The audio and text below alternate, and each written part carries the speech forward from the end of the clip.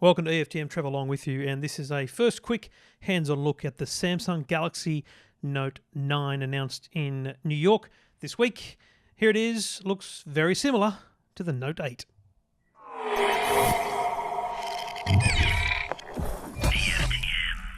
Three colours available coming to Australia: the black, the ocean blue and the copper.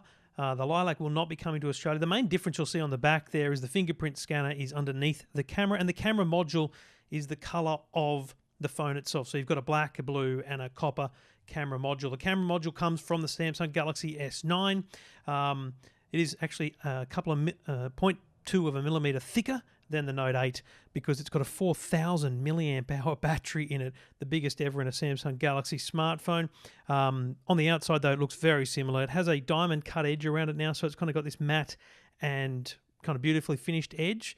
The blue is the highlight, the standout colour. It looks magnificent. It's one you're going to see in all the marketing.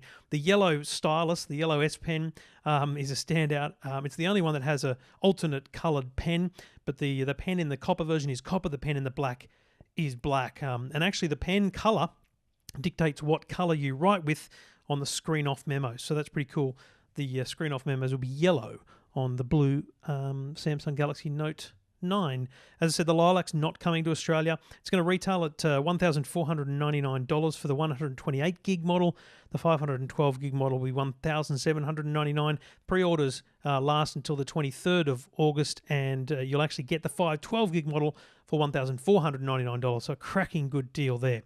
Now, this is a standout feature for me. It's DeX. Now, last year DeX was a dock you put your phone into, and then it becomes a PC. But now, a simple HDMI to USB-C dongle, an HDMI into a monitor, and your phone is a computer. The phone becomes a trackpad. You can just touch and use the phone as a trackpad. The keyboard you can bring up on the screen of the phone, or you can connect another keyboard and mouse via Bluetooth using a dongle, or direct connect to the smartphone. You can see here standard controls, Windows left and right, Alt Tab to get through different programs. Very desktop-like system. And you can still do things on the smartphone too. So in this example, there's a video playing, hard to see, there's a video playing on the phone.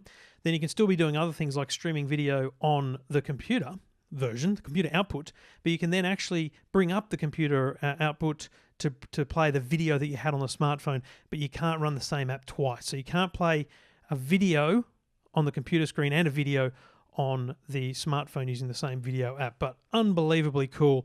On sale, pre-order now, in stores August 24.